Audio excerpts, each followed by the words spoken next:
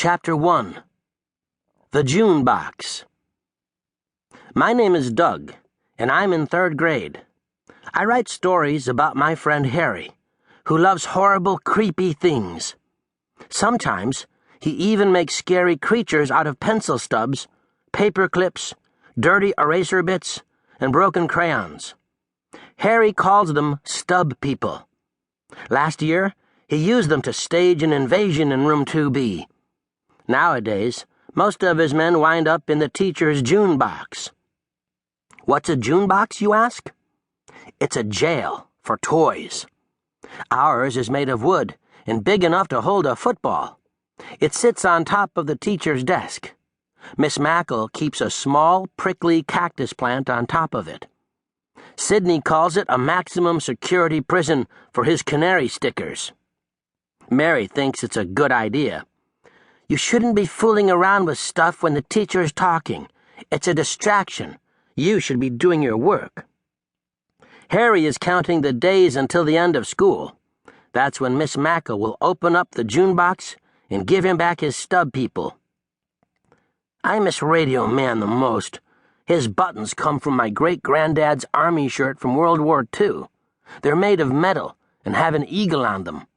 They make the coolest radio dials. Radio Man is the general of my stub people. I can't have another invasion without him. 96 days. I miss my Elvis bobblehead, Dexter complains.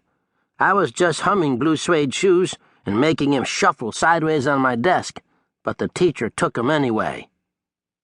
So far, those guys are the only ones in room 3B who have stuff in Miss Mackle's June box.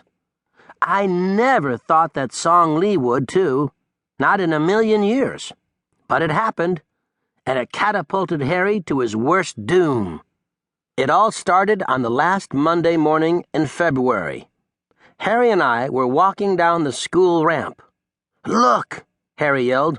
"The snow and ice are finally gone." "Do you know what that means, Doug?" "Outdoor recess!" we both shouted.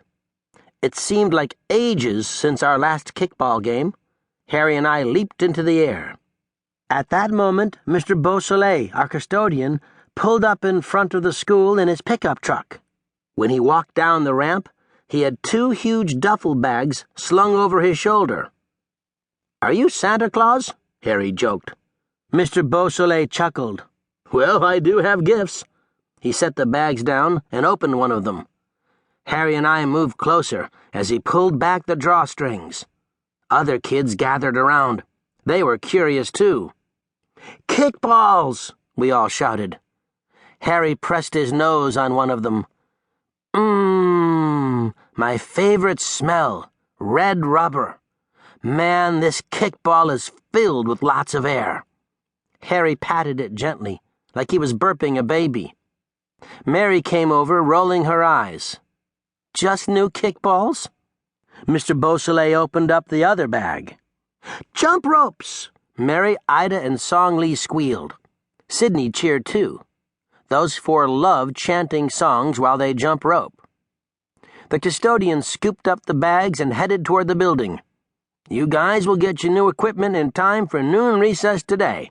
The weatherman says, cool but clear." "I get to jump first," Sid called out. "I'm second," Mary replied. "Song Lee and I get to turn the jump rope," Ida insisted. The girls were bouncing up and down. "Noon recess is gonna be heaven," Harry said, slapping everyone 5. "Yeah," Zuzu, Dexter, and I agreed. "Dibs on being pitcher," I said. "I'm up first," Harry exclaimed. "I'm kicking that red rubber ball to the moon." Everyone entered the school building in a great mood.